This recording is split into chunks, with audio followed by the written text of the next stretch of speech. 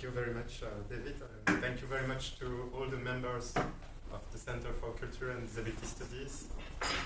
I recognized faces I already was used to meet and to have friendship with them a few years ago, and I also discovered new faces, and thank you for welcoming me and for the time we have already had together. And thank you to everybody to be there. I also recognized Emmeline, if I remember. Hello. Hello. Who also took part to the book, Changing Social Attitudes. And it was the second chapter, I think, or the third? Third or? Yeah, I think the third chapter. Yeah. So today I am going to speak about a new research project. So it's also an emerging research. And I will present the beginning of this research and the problematic. So here is the plan of the talk, and I begin with my introduction. So today in Europe, I'm sorry for my English accent, I will try to do my best.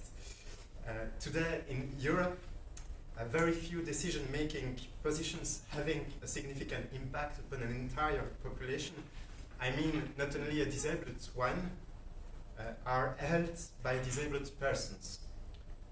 Though there are very few exceptions, as for instance,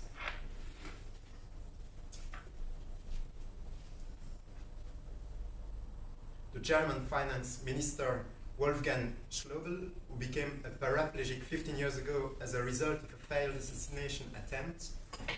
The vast majority of policy decisions at local, national and international levels occurs within the context of meetings in which disabled citizens are not involved. Basically, why is the situation like this?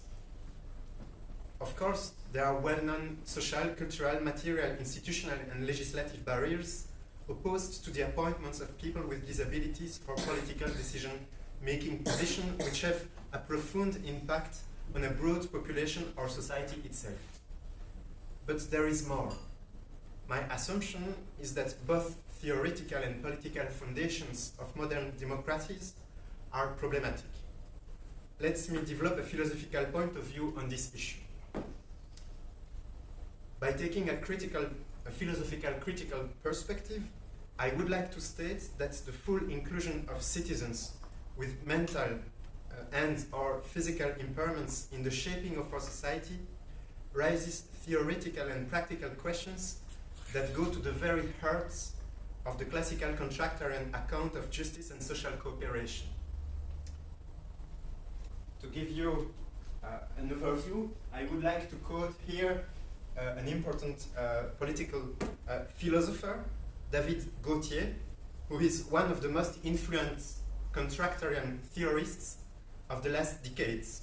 And David Gautier said this a few years ago. Speaking euphemistically of enabling the disabled productive lives, when the services required exceed any possible products, conceals an issue which understandably no one wants to face. Such persons are not party to the political and moral relationships grounded by a contractarian theory. Well, let's give you now a second example quoted from John Rawls.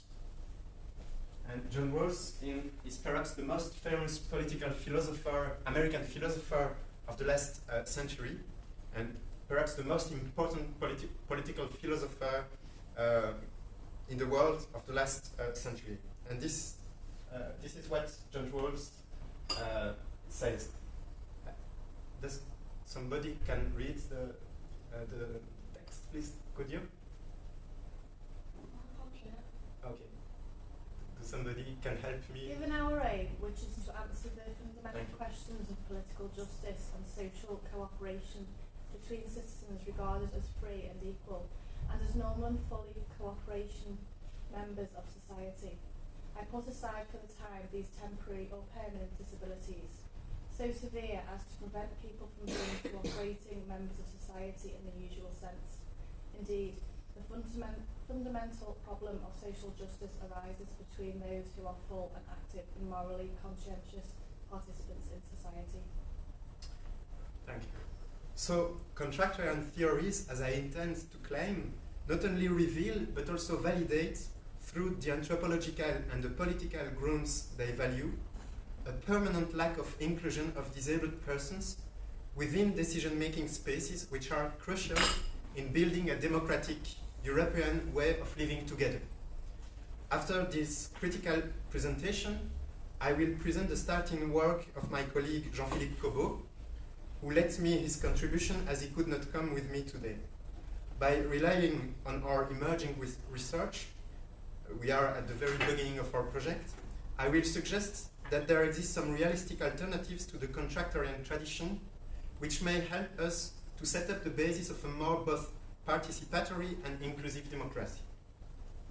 So I come to my new point, the foundationalist strategy of the contractarian tradition.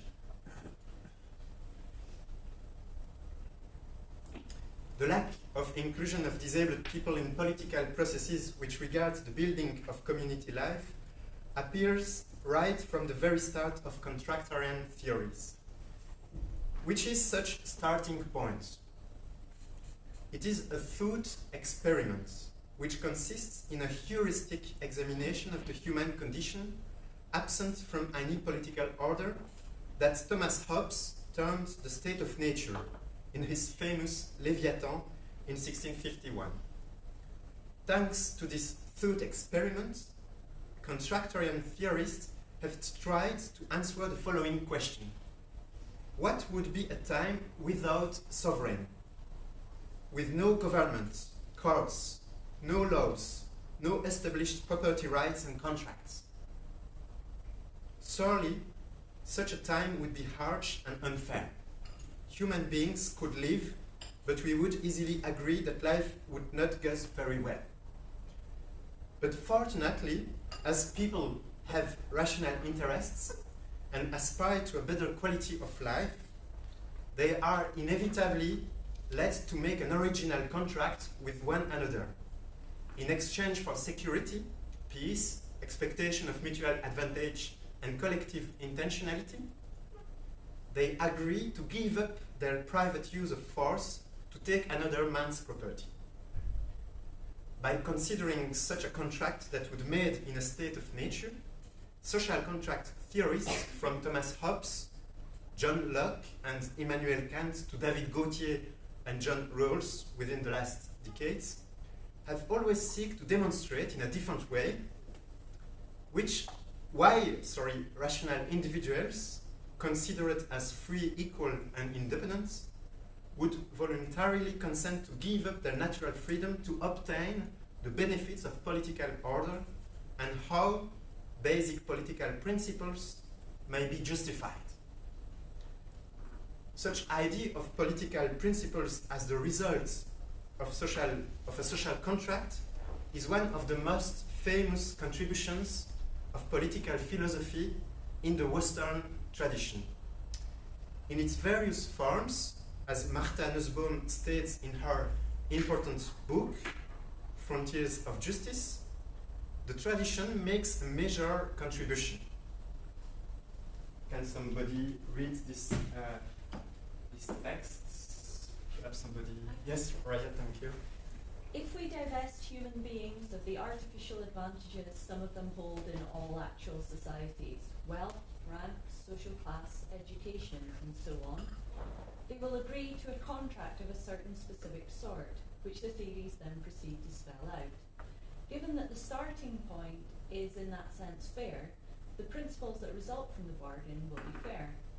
The tradition thus bequeaths to us a procedural understanding of political society in which the equal worth of persons and the value of reciprocity among them are central features. This understanding of political society is a prominent part of classical liberalism's assault on feudal and monarchical traditions.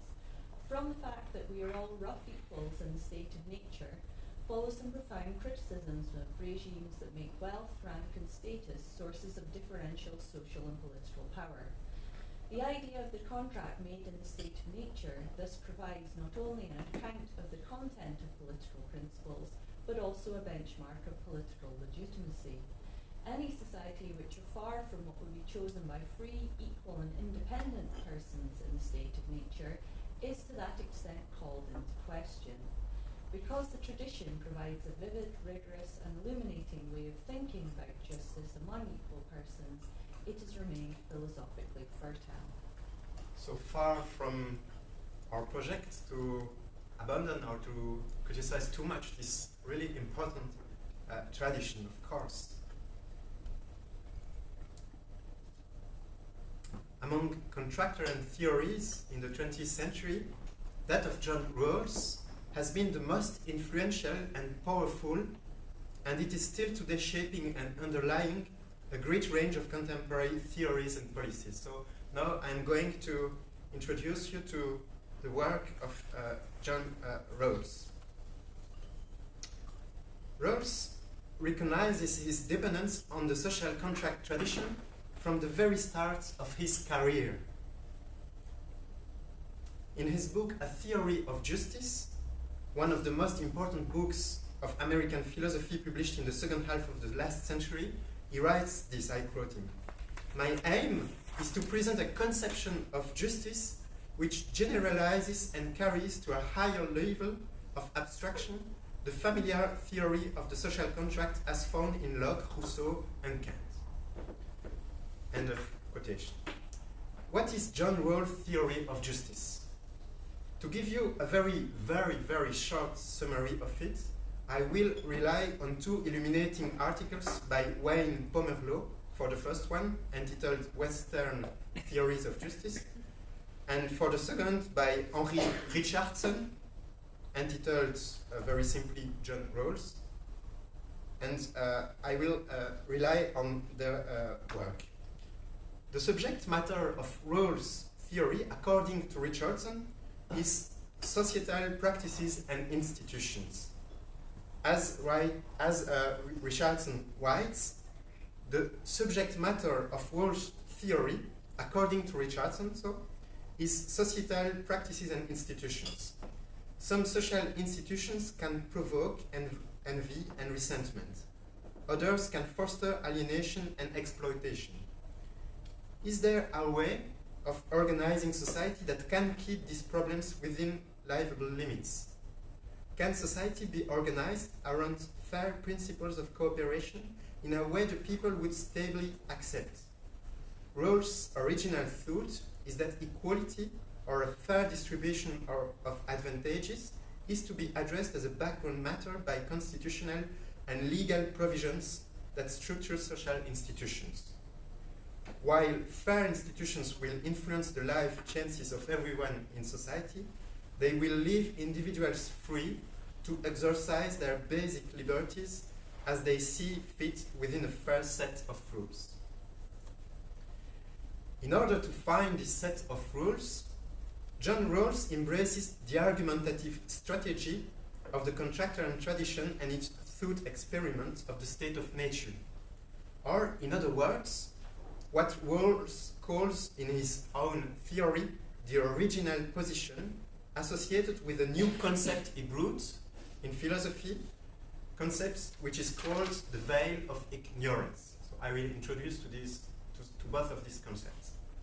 So before I introduce you to this strategy and concepts, please remember, for I will come back on this later, that Rawls makes it clear that his theory, as Pomerleau states, theory which he calls justice as fairness, assumes a Kantian view of persons as free, equal, and independent, morally autonomous, rational agents who are not necessarily egoists.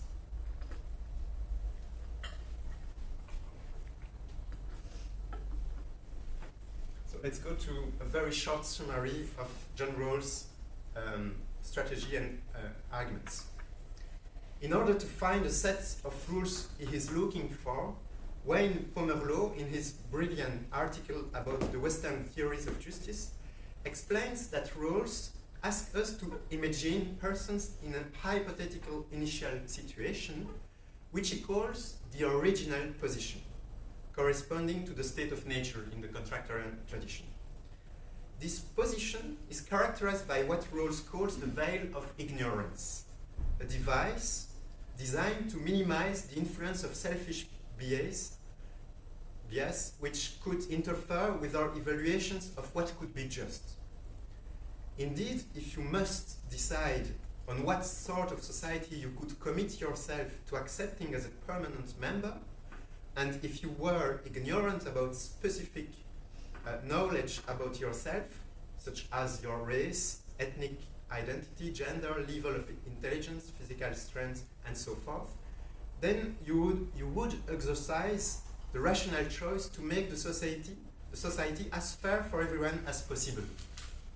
In such a situation, Rawls believes that we would rationally adopt two basic principles of justice for our society. The first requires equality in the assignment of basic rights and duties, while the second holds that social and economic inequalities, for example, inequalities of wealth and authority, are just only if they result in compensating benefits for everyone, and in particular for the least advantaged member of society.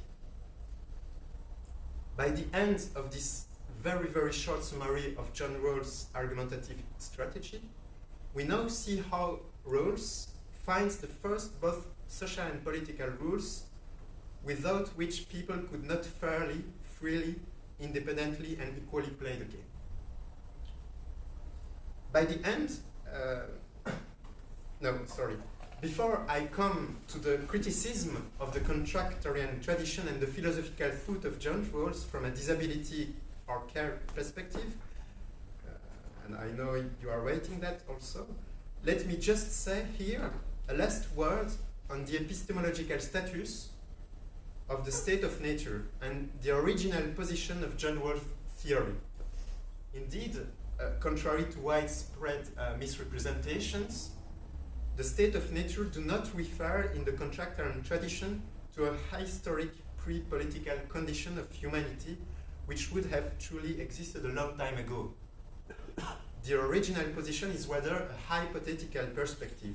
It is a way of thinking that we can adopt in our moral reasoning in order to find the basic principles of social and political justice.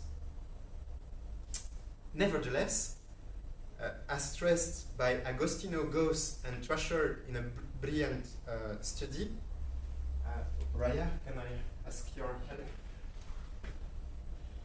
If contemporary social contract theory, like the one of John Rawls, relies on hypothetical, not actual agreement, in many ways the hypothetical/actual divide is artificial. Indeed, the hypothetical agreement is meant to model and provide the basis for actual agreement.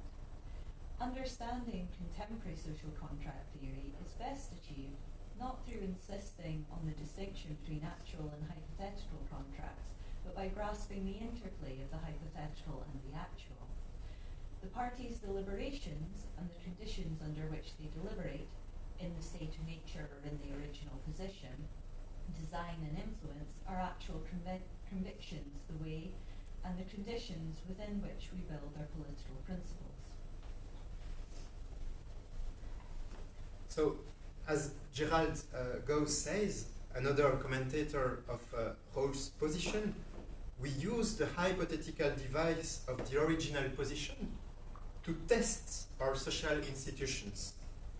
In this way, the hypothetical and abstracted nature of the contract, as well as the idealistic conditions of its formulation, deeply influence our modern intellectual, political, and moral beliefs and sensibilities regarding not only justice, but also the normative conditions of a participatory democratic system in which citizens could take part to the shaping of the rules of the game.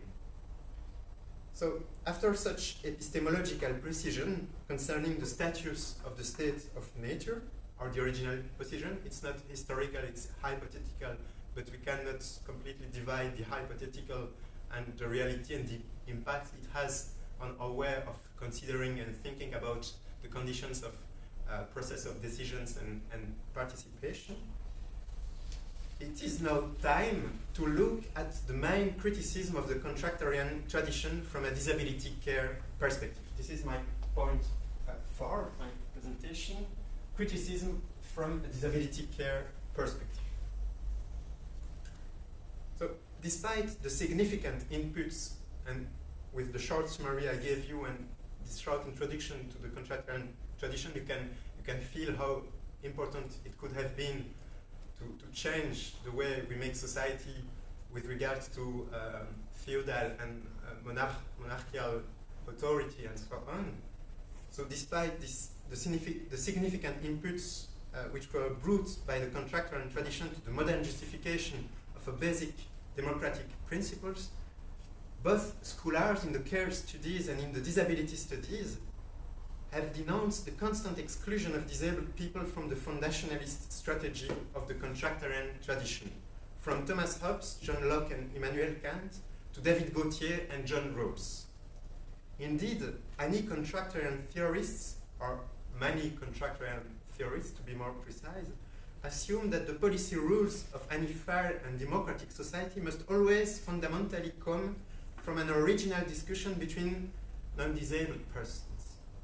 I mean rational adults, broadly similar in needs and capable of a normal level of social cooperation and productivity. Citizens with impairments are never, with severe impairments furthermore, are never included in the discussions when basic political principles regarding the entire society are chosen.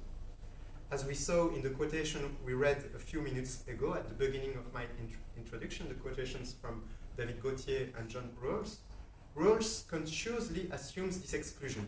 For him, questions raised by disability citizens should always be solved at a later stage, as a question of necessary benevolence or charity duty, after basic political principles are already chosen.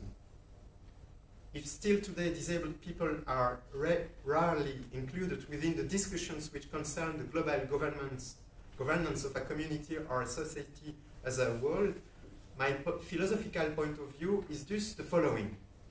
Among numbers of barriers which are responsible for this situation, the contractarian habits and idealistic beliefs, as they are still massively dominating our current academic, social and political representations of participatory processes, constitutes both a theoretical and a practical obstacle to the creation of a much more inclusive governance and society. So here I come to the fifth point of my presentation. The sources, which are the sources of exclusion in the contractarian tradition? So, before I introduce you to a possible alternative to the contractarian tradition, I mean a pragmatist conception of participatory democratic processes, I would like finally to highlight two problematic aspects which seem to be partly responsible for the exclusion of disabled persons from both the contractarian thought and many places of governance which are still built upon contractarian principles nowadays. The first issue is both epistemological and methodological. At an epistemological level, contractualism is built upon a basic dualism between empiric and idealistic concerns, transcendental concerns, between facts and ideas, between philosophy and social sciences, and so on. For contractarian theorists, only the idealistic level of theoretical reflection provides a reasonable basis for building an impartial democratic system. As a consequence, at a methodological level, contractualists always put the fiction of a state of nature in the place of both facts and social experience of historic populations. Such theoretical shift from experience to fiction constitutes the idealistic starting point of the modern justifications of our democratic systems. But the weakness of such a dualism, of such a dichotomy, clearly appears when it is faced with the questions raised by the democratic inclusion of disabled people. Indeed, as it has been highlighted through the social model of disability, a new research on disability which is not limited to peripheral medical or charity considerations necessarily requires to articulate both empirical and theoretical levels, because disability is always partly the product of the concrete historical, social and cultural environment of a given society. But contractarian theorists have systematically tried to justify the basis of our modern democracies at an idealistical level, irrespective of empirical factors. As a consequence, they have failed to consider both social and cultural aspects which are implied in the definition of what a disability is. In other words, they have only focused on one aspect of disability, functional limitation, to the neglect of empirical exclusionary practices and cultural barriers that restrict the participation of people regarded as having disabilities.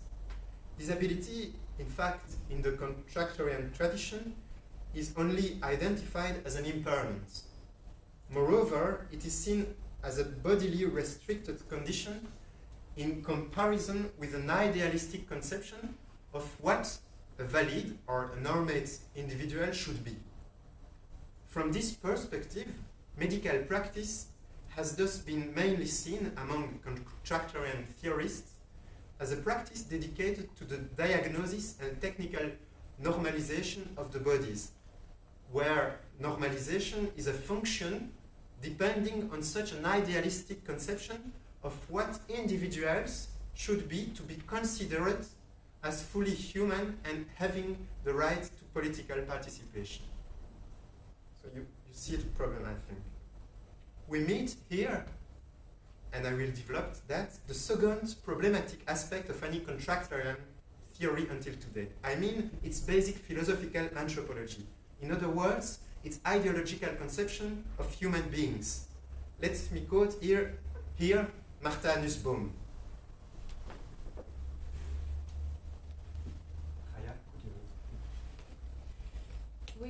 We could imagine the parties to the social contract as all more or less disabled, needy and dependent beings with strong and illimitable ties to others. But all major social contract thinkers choose to imagine their parties as rationally competent adults who, as Locke says, are in the state of nature free, equal in physical and mental abilities, and independent. So, contractarian theorists could have chosen another basic anthropology, but they have chosen an idealistic anthropology which is really different from the anthropology, by instance, Martha Nussbaum is proposing, where dependent vulnerabilities of beings could have been taken into account in the original position. It's not the choice of the contractarian position. Contemporary contractarian theorists explicitly adopt such other assumption. As I quoted him a few minutes ago, for David Gauthier, disabled people are not party to the moral relationships grounded by a contractarian theory.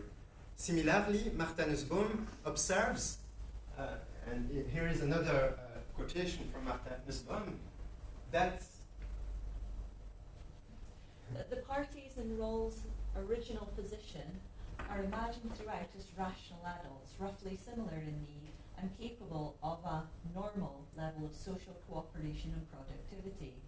In his book Political Liberalism, as in a Theory of Justice, Rawls stipulates that the parties in the original position know that their various native endowments, such as strength and intelligence, lie all within the normal range. They represent citizens who are described as fully cooperating members of society over a complete life, or normal and fully cooperating members of society over a complete life.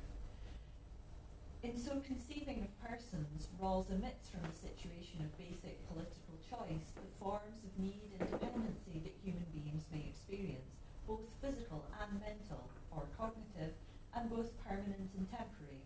This is no oversight, it is deliberate design.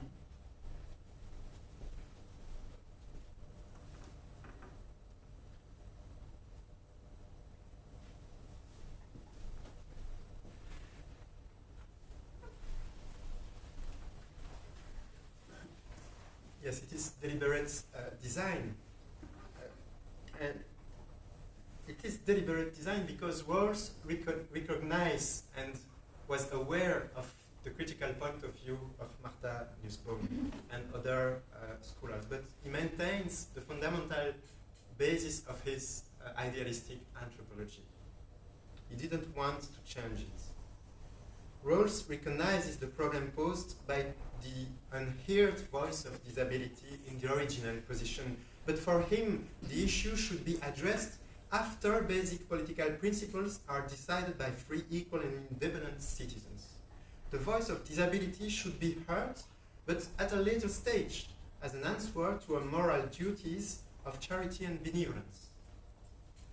Postmodern criticism, disability studies, the care studies, the feminist studies, and so on, state here that by excluding the voice of disability from the very beginning of any democratic society, and fair society especially, contractarian scholars like John Rawls and followers both built their political and moral theories on the philosophical pretense that humans should be idealistically independent. I mean that the cooperation between persons that some insist is based on human vulnerabilities, differences and interdependence should be simply both the mutual and voluntary cooperation between a priori independent rational individuals. But empirical experience seems to show at a daily basis that such a conception of human beings is far to be true. We never face a universal individual, raceless, sexless, classless, and it's perhaps a new word in English, I do not know, ableistically disembodied. So here is a major point of disagreement between contractarian theorists and postmodernist scholars. Why should we build our political and philosophical principles on the basis of such idealistic conception of human being? Moreover, if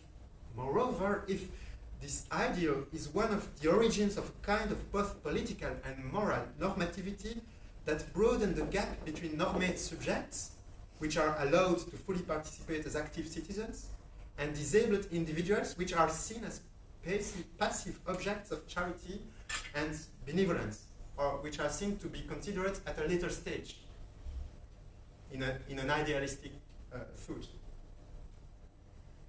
Contrary to such a view, postmodernist approaches one may find in the disability studies, in the feminist studies, in the care studies, see Hamilton, Kitte, Finkelstein, and so on, claim that the continuum of dependency in human groups always points to a middle ground, to the fact that the extremes of parasitic dependency and independence are both myths, as David Boltz writes in one of his articles.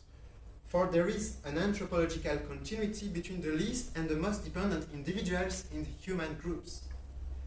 In other words, along with these views, one should rebalance the contractarian assumption as social interdependence and caring behaviors are omnipresent facts of humanity. For Tom Shakespeare, by instance, our ideological and idealistic division between able-bodied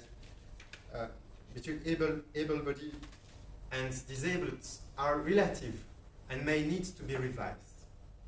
It should be revised from the point of view of a philosophical anthropology that needs to be much more inclusive than the one that many contemporary contractarian theorists still assume, following here the shadow of John Rawls' position and past contractarian theory. What we need is another and new idealistic conception of human beings, one which is more in coherence with human nature. Though the latter through the latter is characterized by an irreductive search for autonomy, it is also characterized by an indisputable ontological vulnerability and dependence on others' caregiving behaviors of any kind. Postmodern criticism of the idealistic anthropology of the contractarian theories may here be linked to the critique that Hegel had already formulated against the contractarian tradition in his Philosophy of Right in 1821. For Hegel, the fictions of the state of nature, which are always the starting points of the contractarian theories, are dangerous, because individuals are never alone and autonomous in reality. They are never completely free, equal, and independent, and they cannot be rational agents before being included in society. And rationality is something really discussed, really problematic in psychological studies, by instance. Society as coexistence and interdependence is organically the first entity to emerge. Human beings always belong to a whole which exists before any fiction of a state of nature. One may add to such Hegel's critique of the contractarian tradition that the first human communities in prehistory were healing communities, were caring communities. As paleopathological data show, prehistoric society were constituted by a majority of disabled individuals who were more or less limited in their capacities and, as a consequence, dependent on each other for daily activities. In other words, the idealistic anthropology of the contractarian tradition totally ignores the fact that human beings, since their prehistoric origins, developed their sociality and political way of being through concrete discussions implying disabled individuals.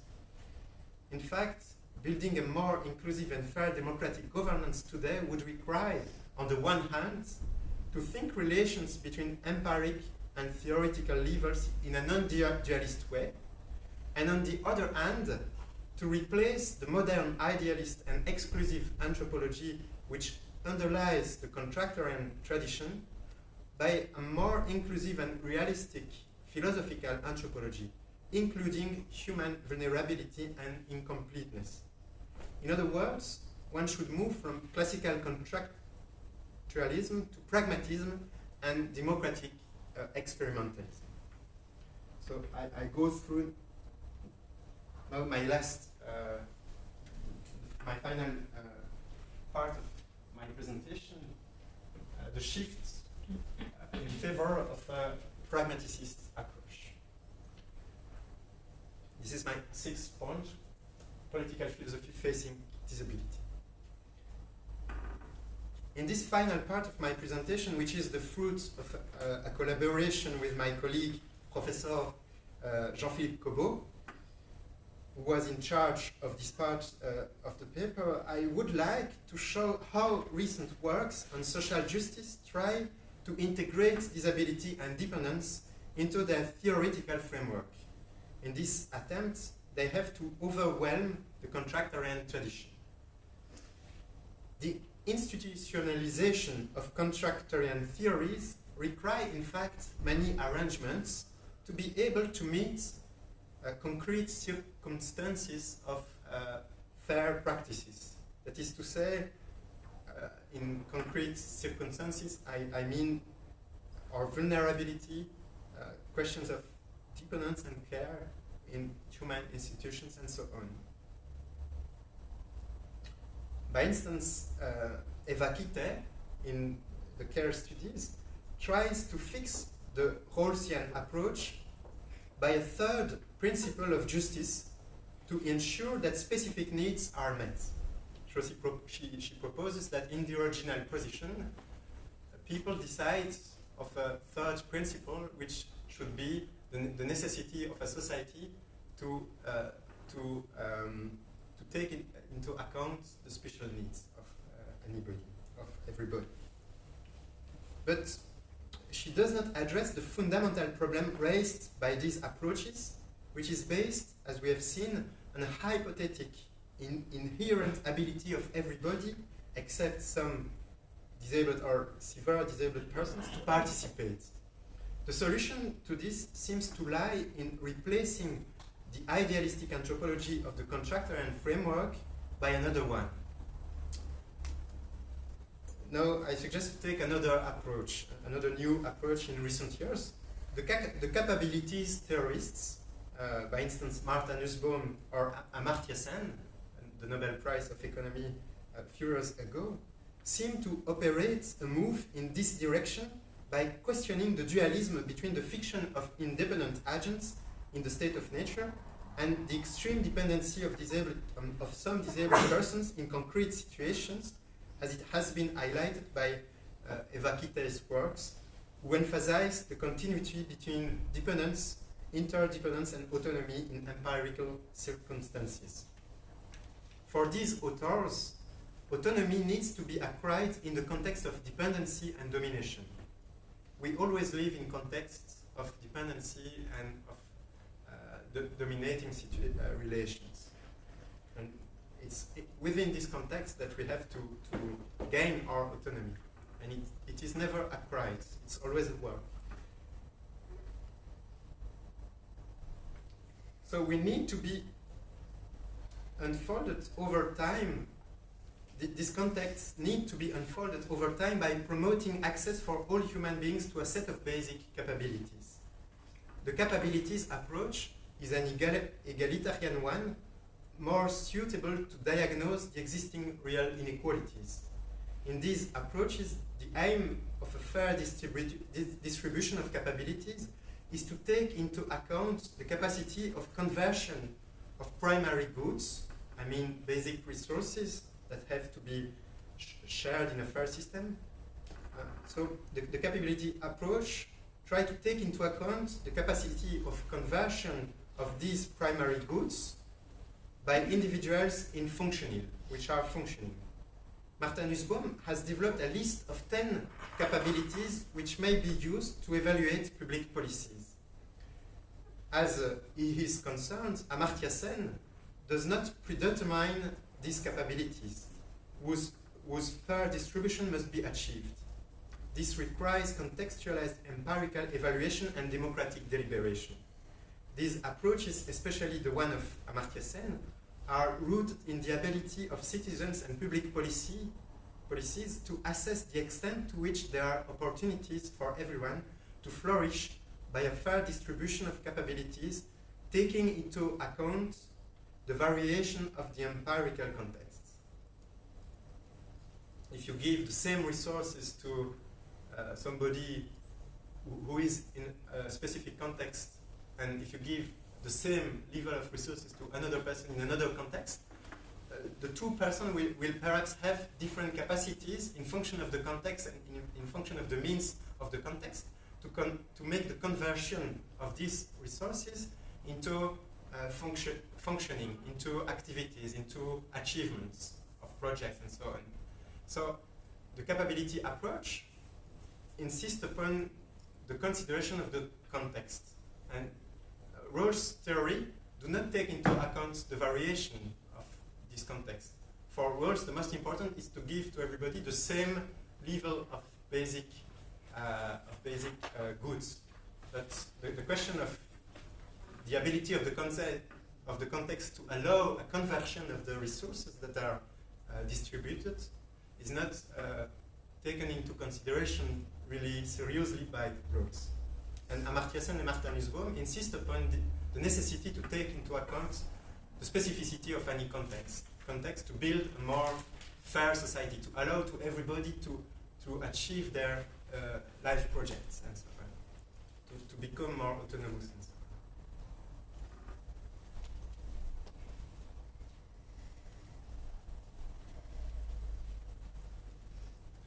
So we come here to the question of the articulation between care and justice. Nevertheless, so despite these suggestions of Rawls and of Amartya Sen and Nussbaum, this seems to be not sufficient. The capabilities approaches allow to take into account the situation of persons with disabilities in order to assess the levels of justice and inclusiveness of a society. But they do not provide a framework to think the way in which to work in order to build a more inclusive society. In order to find this lacking way, Marie Garot and Alice Le Goff, French researchers, in their book Care, Justice and Dependency, stressed that the politicization of care must go through an exploration of the relationship between care, democracy, and citizenship. In this perspective, it seems necessary to develop an approach of the social dynamics which could be able to generate a more inclusive society. I mean a society in which all individuals have the opportunity to flourish. In this regard, Alice Le Goff and Marie Garot claim that the concept of non-dominion of Philippe Petit, an Anglo-Saxon scholar, may be particularly pertinent. The ideal of non-dominion and the institutional procedures put forward by Philippe Petit provide a very vivid illustration of an approach which may be implemented within social processes and which may both challenge domination and give to individuals a true capacity of free action and choice. Many studies today have adopted this perspective. They seek to manage issues regarding citizenship not as legal and neutral issues, but as experiences in daily life. In this context, citizenship is considered from a social participative point of view and is often linked to the question of voice, representation, and social structures of hearings. By instance, Guillaume Leblanc, an important contemporary postmodernist French philosopher coming from the French theory, is now trying to link the social question by linking social policy of capabilities that effectively help vulnerable lives to flourish with empowerment as a collective experience and not only as an individual experience. Here I come to my conclusion.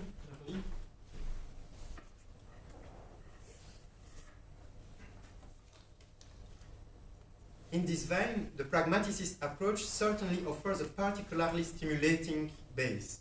This approach seems to provide a framework to think the relationship between a process of care associated with the aim to build non-dominating both social and political structures. In his analysis of the experiment of the settlements led by Jane Addams in the late 19th century in Chicago, Alice Le Goff shows how the notion of collective investigation or inquiry as a means of reconstruction of the experience in dealing with difficult situations is central. In this movement based on both stakeholders, experience of actors, and a process of academic research included at the very heart of the experience.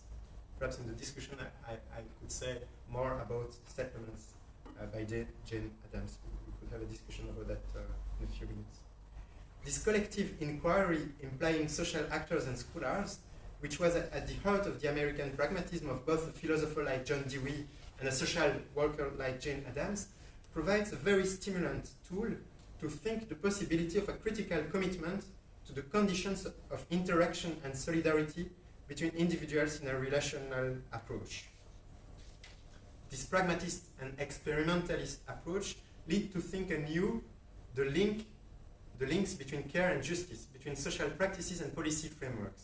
It gives new tools for pursuing more effectively the aims of justice and social inclusion. In this perspective, it is necessary to consider also an experimentalist conception of democratic governance. I end this discussion by an example, an illustration of this pragmaticist approach and of the result of a pragmaticist approach in the context of education and education and special needs. Here is the question: how can we relay at the same time at the global political level and at the centrality of the relationships between care and participation, which may be observed at a local political level? How can we organize and think about these two levels together? In this regard, the recent work of Charles Sable on democratic experimentalism shows how local social dynamics of finding solutions for a more inclusive society can be relayed and supported at a federal experimentalist level. Sable provides a very stimulating analysis of both of the Finnish educational system and the support that the Ministry Department of Education gave and is still giving to the local development of inclusive schools. Probably you know the wonderful results of Finnish school highlighted by the international PISA evaluation, both in absolute terms as in terms of reducing the gap between the best and the worst performers. Charles Sable shows also how we can analyze in the same way the monitoring and evaluation system of the new Convention on the Rights of Persons with Disabilities. It reflects a true experimentalist approach involving stakeholders largely and paying more attention to local experience in building the condition of a more participatory and including social society.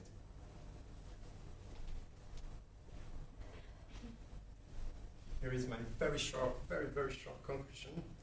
In conclusion, it seems that the thoughts and works in contemporary political philosophy and empirical studies facing disability and dependence are designed to gradually transform a normativist and contractarian perspective on social justice into a more pragmatist perspective focusing on governance from local to global level, as well as on experimentalist processes of inclusion. So we are faced to this shift in many researchers. If in modernity the hypothetical thought and the contractual traditions had a very important impact on the way we shape the conditions of deliberation and political processes of decisions, now we are faced to a growing number of researches and inquiries implying citizens and disabled persons in the building of new way of deliberate discussions and discussions about political principles that shape our democratic systems. And we should also, of course, deepen this research. But this was the problematic introduction to this new research project. I thank you for your attention.